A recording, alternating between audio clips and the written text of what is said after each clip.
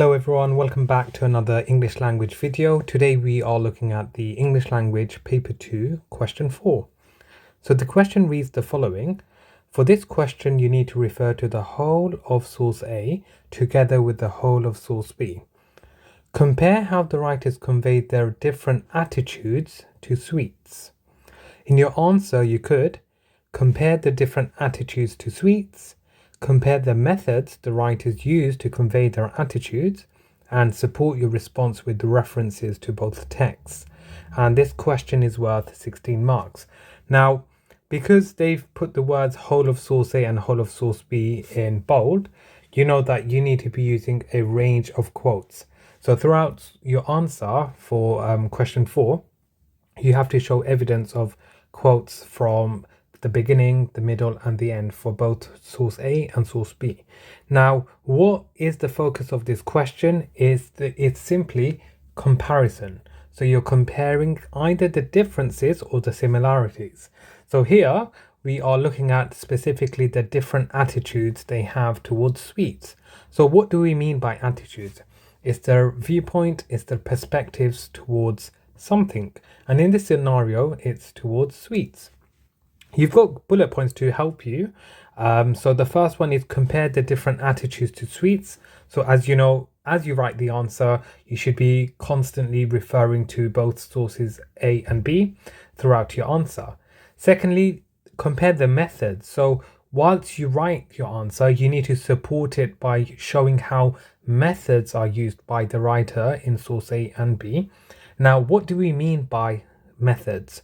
Quite simply, that is referring to language and structure. So as you can see in pink, this is simply referring to using language and structure. So how has the writer used words and phrases such as verbs, adverbs, adjectives and nouns? That also includes how the writer has used language techniques. So that could include similes, metaphors, emotive language, personification, etc. That also includes sentence forms. So has the writer used a short simple sentence, a long complex sentence, a compound sentence, etc. Not only that, you need to compare structure. So how is the text organized in source A and source B? Is it the same or is it different? How does the shift focus from the beginning to the middle to the end? Has the writer used juxtaposition? Has the writer used a flashback? Has the writer used a flash forward? So these are things you need to consider when answering this question. In terms of the mark scheme, there are certain things that the examiner is looking for, and they include the following.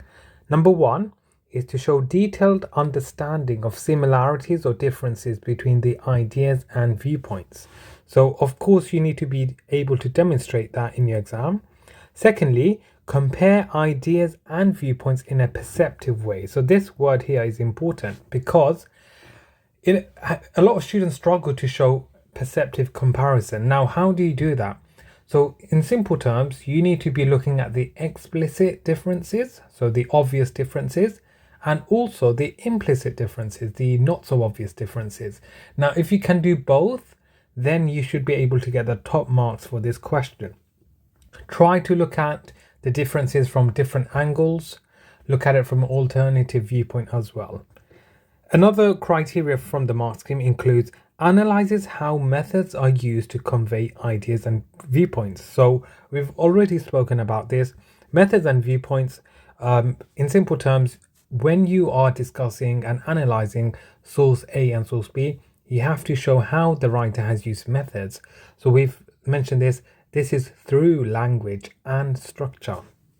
And finally, select well-judged quotations from both texts. So you know that you are against time, so you have to be meticulous with your quotation selection. So do not just pick out any random quotes. Be very meticulous with the quotations that you select, because you want to be able to talk a lot about a little. Now, a lot of students ask me, can you analyze language? Can you analyze structure? The simple answer is yes, but you need to link it back to the writer's perspectives and their attitudes. How does it link to the writer's perspectives and attitudes? So I put some top tips here and some just general information that you need to consider. So focus on the writer's feelings. This question is all about the writer. So source A and source B, how do the writers feel? And the assessment objective that you are being assessed on here is AO3. So assessment objective 3, the skill you are being assessed on is your comparison skills. So you need to be able to look at differences or similarities between A and B. In terms of timing, you'd probably spend 20 minutes on this question and you're expected to write around 4 paragraphs. Now, here we have a template which I've created for you all to use. It's a question for template for question 4, and it's something that you can use for guidance. Now, as you can see, you've got P1, you've got P2, P3 and P4. These are all your individual paragraphs. And as expected, you're expected to write 4 detailed paragraphs. Now, you see where the dots are? These do not mean you write one word within the gaps. You need to explain and elaborate for each point. So let's go over the first paragraph. So you may begin something like, in source A, the writer feels ...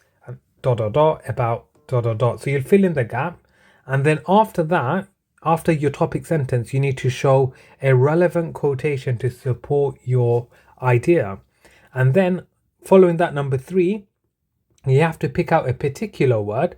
The use of the word, for example, that could be a verb or an adjective, or that could even be a technique. So the use of the emotive language, and then you put the quote in there and tell us what the connotations are of that word or that phrase, and tell us the meaning behind it. And then number 4 is to tell us, this illustrates how the writer feels ... because ... So here you need to focus on the writer's feelings and tell us what does it express about their attitudes towards sweets, for example.